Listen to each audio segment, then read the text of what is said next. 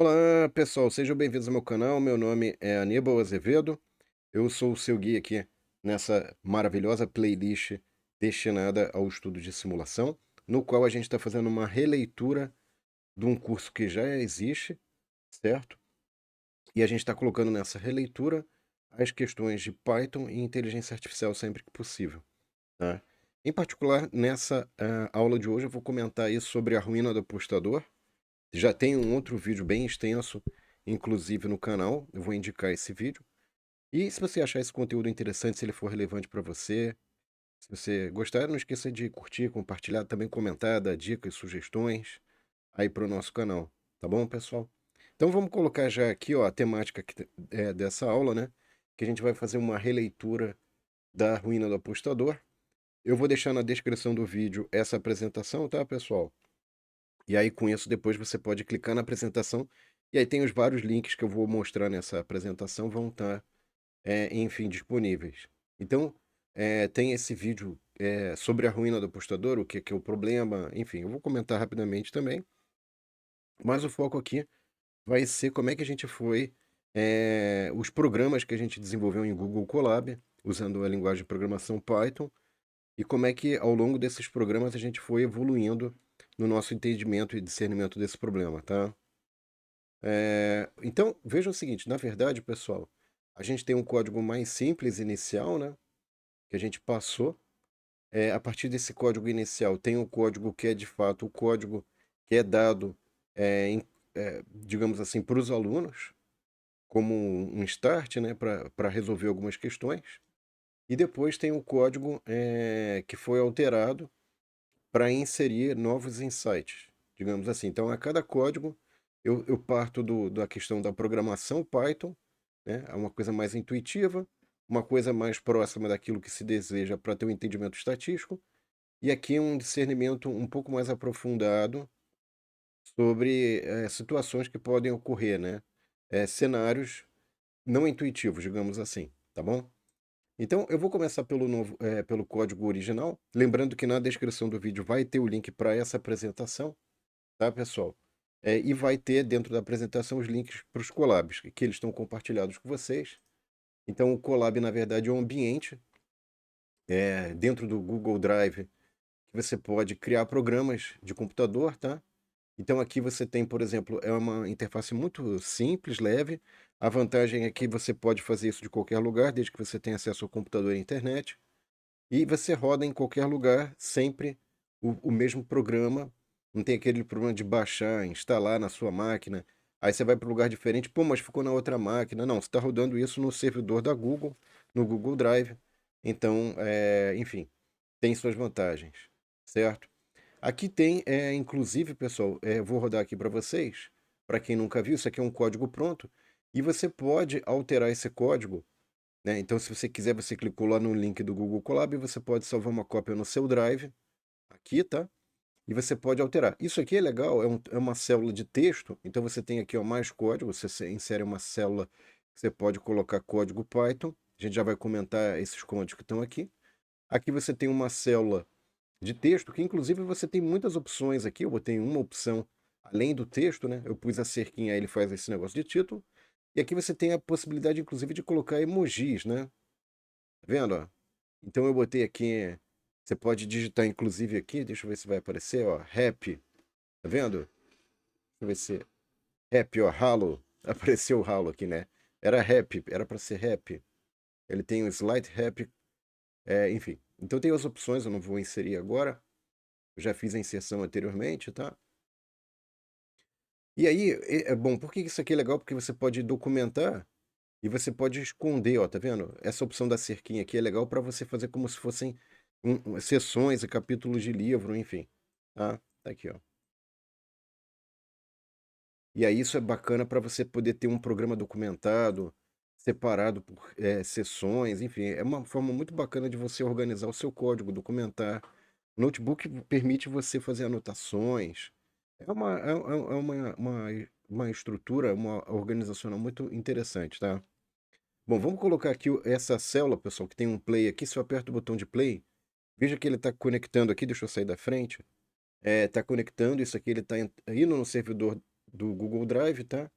Aqui ele já rodou, então independentemente da capacidade da minha máquina, de memória, de disco, eu tenho ali uma série de recursos que eu posso utilizar de forma totalmente gratuita. É claro que você pode, enfim, fazer um plano pago, mas eu não assino, tá? É só se fosse demandasse assim uma capacidade extra, enfim, não é necessário. Na maioria dos casos não é, tá? É gratuito rodando aqui, tranquilo. Aqui, pessoal, o que que acontece? Eu rodei essa célula, eu rodei esses comandos, e como resultado ele me gerou esse gráfico. Então, só para a gente entender, que aqui eu tenho uma biblioteca matplotlib, em particular eu tenho o comando pyplot, e eu estabeleço um apelido para não ter que ficar escrevendo essa coisa gigantesca, certo? E aí o que que acontece? Dentro do pyplot eu posso chamar o scatter, que basicamente pega uma lista de valores, os valores são envolvidos por colchetes, e separados por vírgulas, e são valores para o eixo x. Então eu tenho 1, 2, 3, 4, né? 1, 2, 3, 4. E para cada valor 1, 2, 3, 4, eu associo a um valor y. Eu tenho um par, né? Um par xy.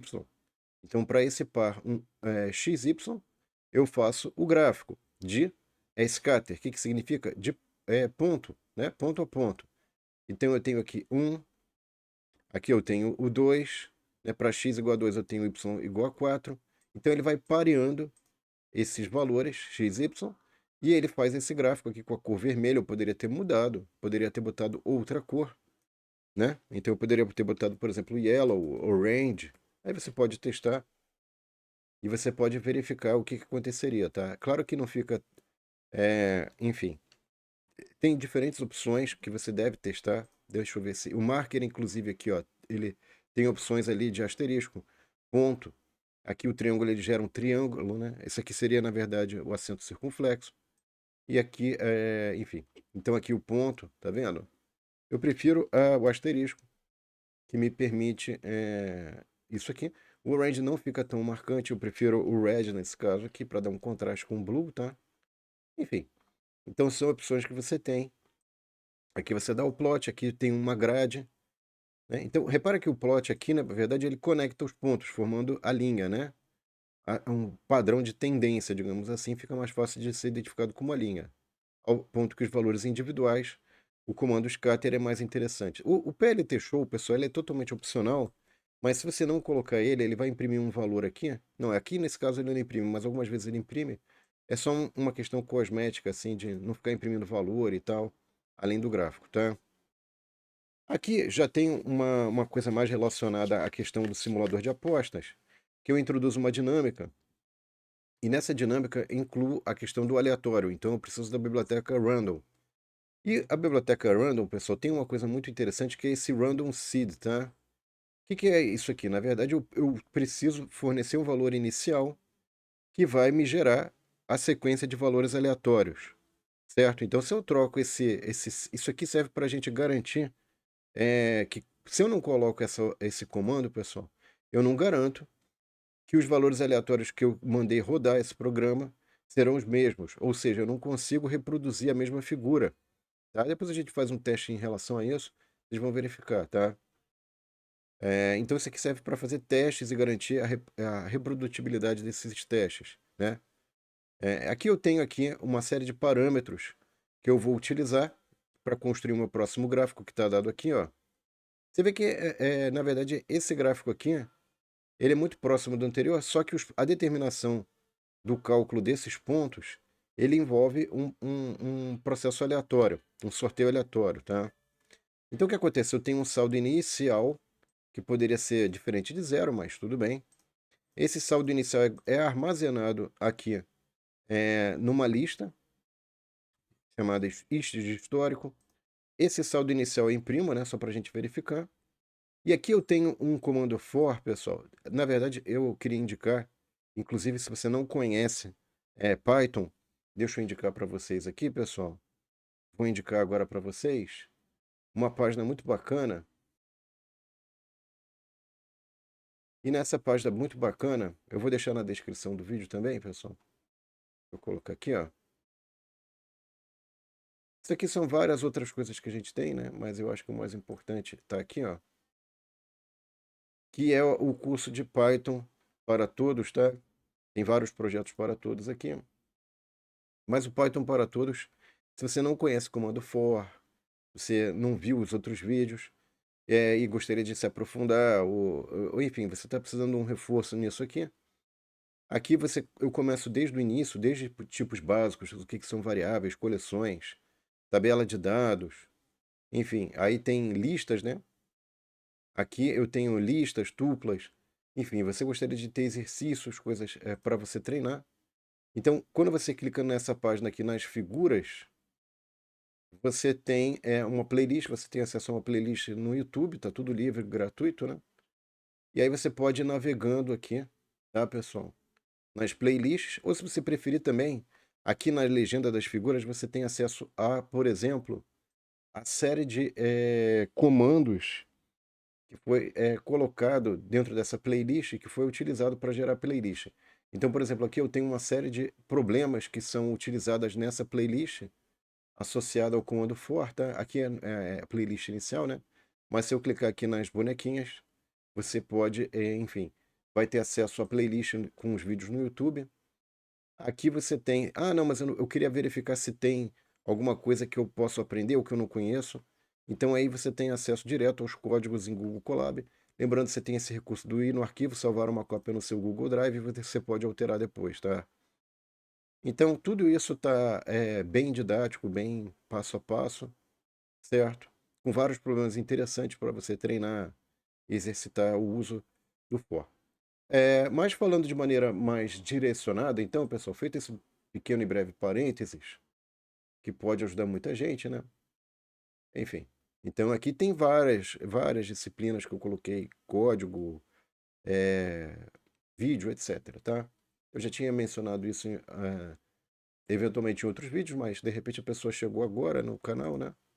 O for basicamente é um comando para repetir comandos, tá, pessoal? Então eu vou pegar isso aqui.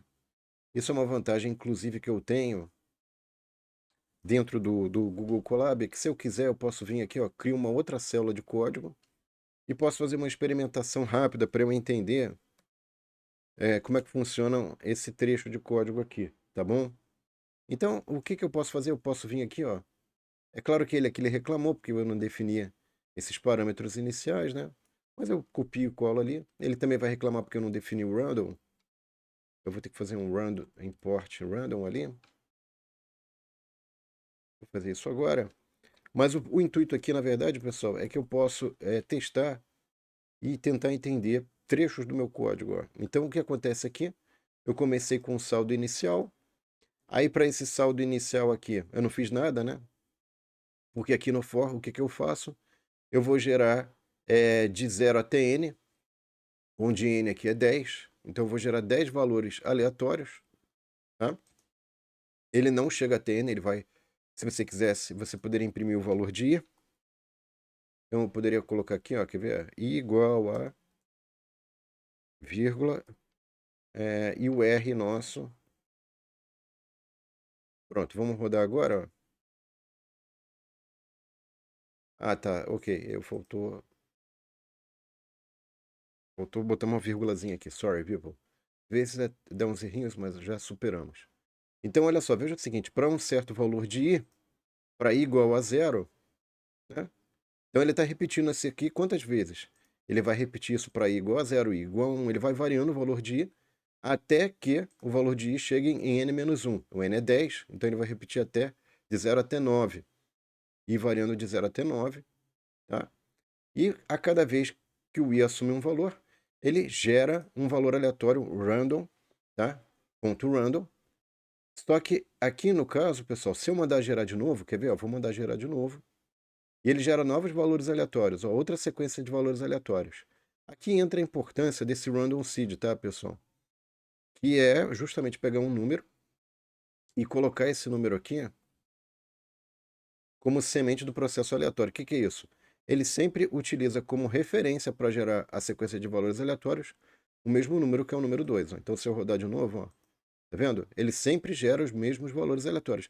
O que é um pouco estranho, mas na verdade é porque o computador tem um gerador de números aleatórios e eu posso controlar o gerador de números aleatórios através desse comando aqui. Eu posso estabelecer qual é o valor inicial que vai alimentar esse gerador de números aleatórios. É por isso que a gente diz que sempre um computador tem, na verdade, um gerador de números pseudo-aleatório, porque não é falso aleatório. Parece aleatório, segue até algumas propriedades, mas na verdade não é realmente aleatório, tá?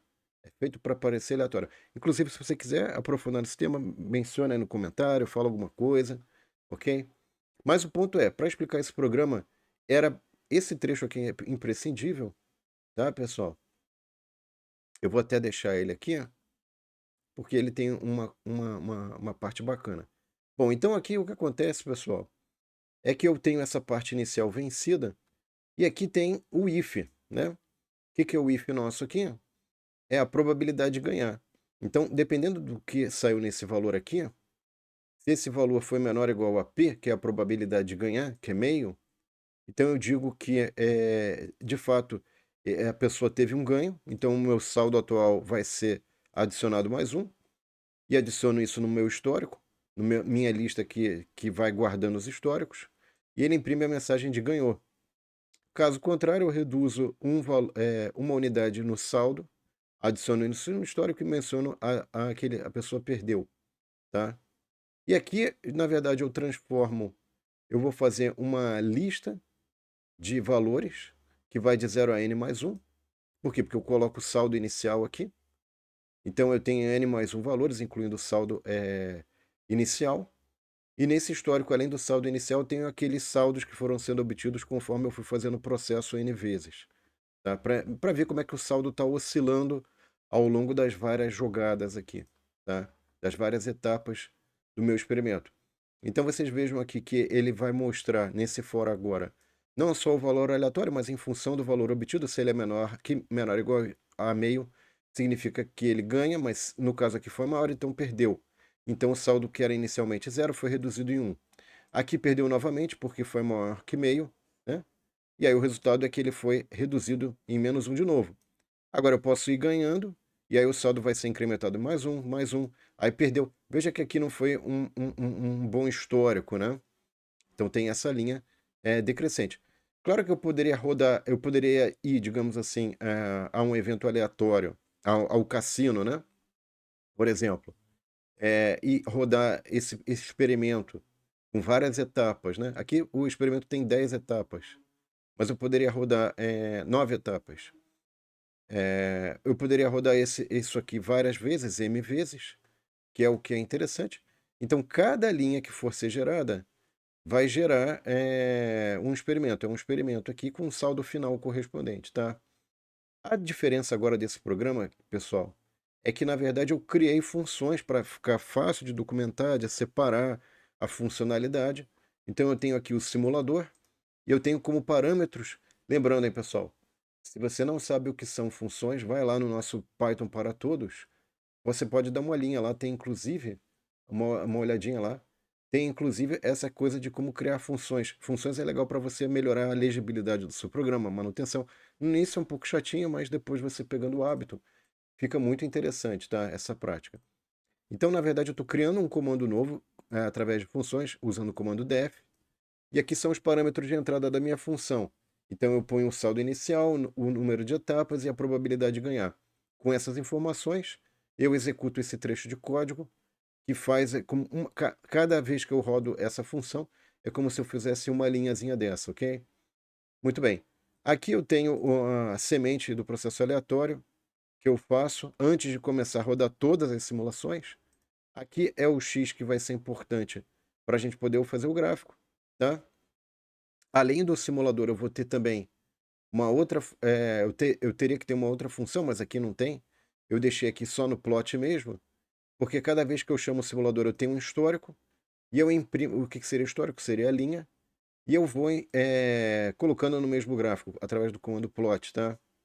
Aqui eu fiz só 5, né? Mas eu poderia ter colocado, por exemplo, 10, né? Aí você vai ver agora. Vamos rodar aqui, ó.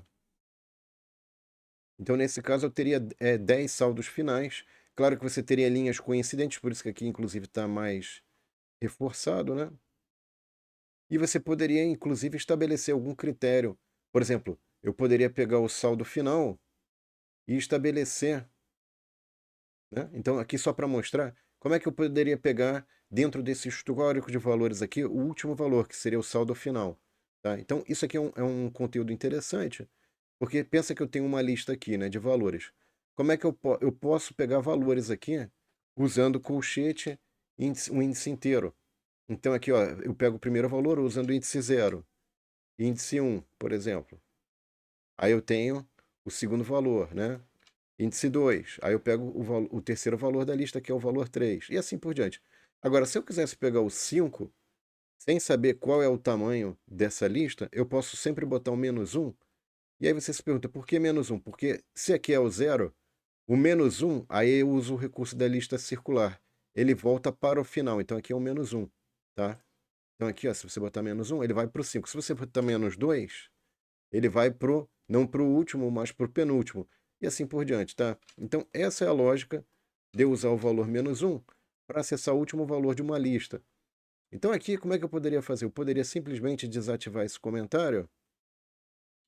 Esse comentário, aí ele vai poluir um pouco o gráfico. Depois a gente desativa, tá? Mas eu poderia fazer um if aqui, ó, rapidamente, só para a gente fazer o seguinte. If ist.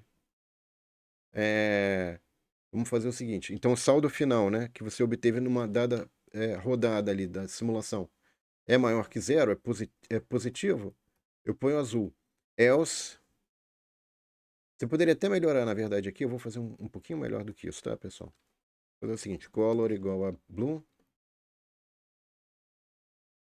color igual a red, pronto. Então aqui já vai ficar uma coisa interessante,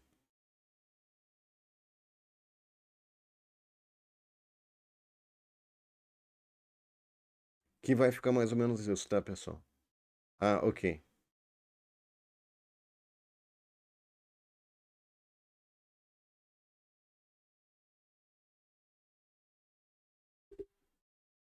Só fazer uma pequena alteração aqui, pessoal. Deixa eu ver se... Ah, sim, ok. Deixa eu botar aqui que ele está reclamando. Pronto. Então você veja o seguinte, pessoal. Ele vai colorir todas aquelas trajetórias que resultaram em saldo final negativo, abaixo de 0 aqui. Ele pintou de vermelho, tá? E aquelas que resultaram em saldo maior ou igual a 0, ele botou em blue, tá? É um recurso visual interessante que você pode colocar para discernir ou para, enfim, para ter como opção. Eu vou inclusive fazer o seguinte, eu vou botar um Ctrl Z aqui, para a gente manter o código original, tá?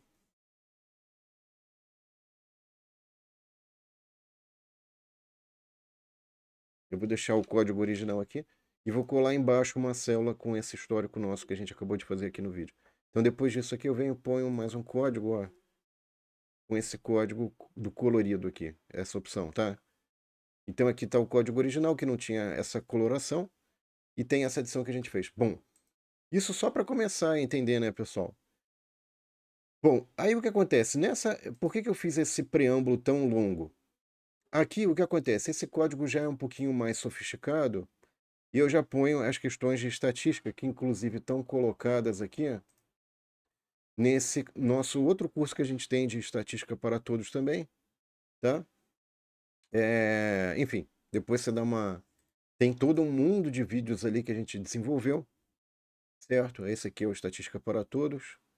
Especificamente, esse experimento está na semana 8, que a gente já vai entrar lá em funções de distribuição de probabilidade. Estão colocadas ali, mas tem todo um desenvolvimento anterior para quem não conhece estatística, tá? E tá tudo livre, gratuito aí para quem quiser acessar. Ok? Legal. Aí aqui, pessoal, eu tenho algumas coisas do ponto de vista de estatística, mas todo aquele desenvolvimento que a gente fez, pessoal, do simulador, inclusive o uso de função, o uso de chamar essa função várias vezes, de colorir, de você ter um if composto, né? Para você estar dentro de uma certa faixa e colorir de azul se estiver dentro da certa faixa, né? Então isso já está meio que explicado usando esse código até mais simples, né? Que a gente colocou agora. Mas vocês veem que mesmo com um código mais simples, a gente já consegue ter esse código mais sofisticado aqui. Claro que eu rodei mais vezes, tá? Aqui tem um volume muito maior de rodadas.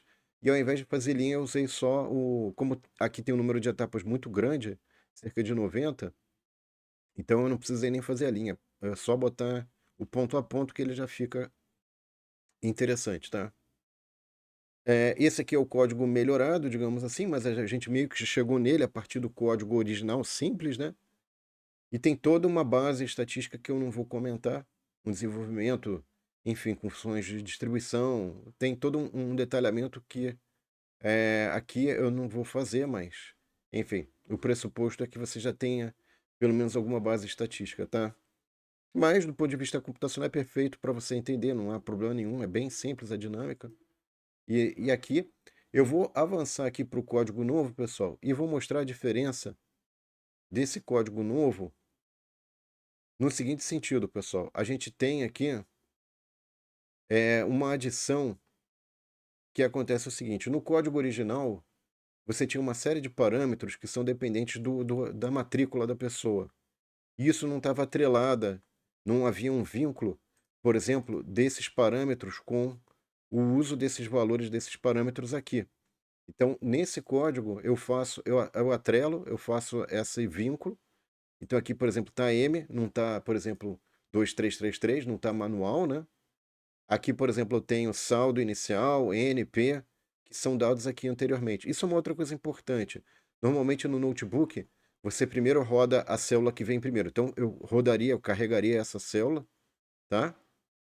E para esse valor de matrícula, por exemplo, você teria uma chance de sucesso muito baixa.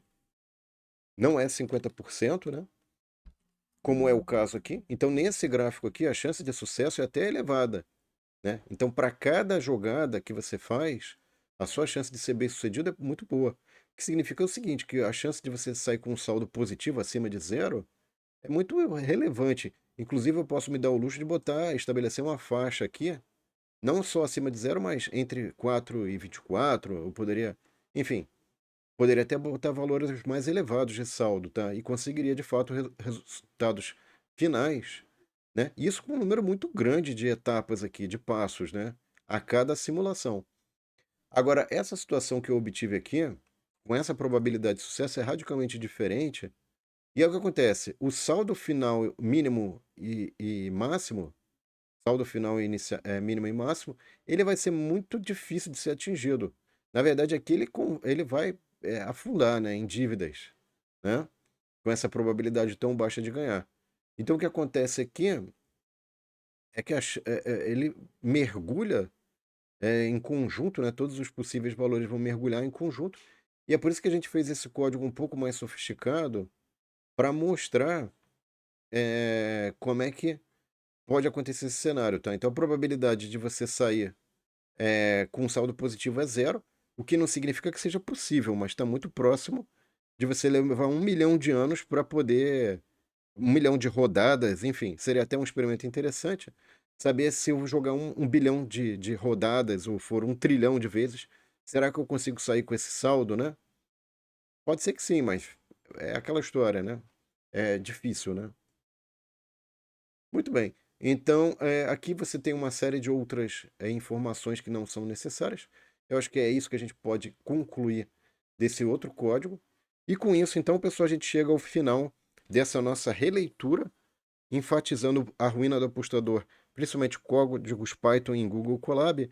A gente não fez a inserção da inteligência artificial aqui, mas eu diria para você que a compreensão de probabilidade, funções de distribuição, enfim, isso tangencia ou auxilia muito na questão da inteligência artificial, de aprendizado de máquina, tem conexões. Claro que eu não vou fazer nesse vídeo, já fiz em outros vídeos dessa playlist. E espero que vocês tenham gostado aqui, pelo menos, do vídeo para ter tido indicação de materiais aí que podem ajudar nos seus estudos. É isso. Obrigado pela atenção, pessoal, e aguardo vocês no nosso próximo vídeo, que a gente vai falar de um outro projeto computacional que foi passado aí com a releitura aí do que tem aí de conteúdo nessa playlist do curso de simulação, usando também Python, tá? E Google Colab. Não percam, então, o próximo projeto que foi feito em Python. Um abraço e até lá, pessoal. Tchau!